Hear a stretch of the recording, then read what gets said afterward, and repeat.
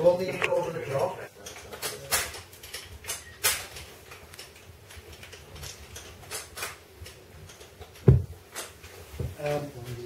It's a Colombian press. It's an American design, but it was built in London, and this one was built in 1837, the year that Queen Victoria came to the throne. So it's quite old. Place the paper on. A bit of packing. I'm going to wind the bed under the plate. The plate is brought down by a compound lever action. Sam the Eagle is the counterweight, Sam the American Eagle.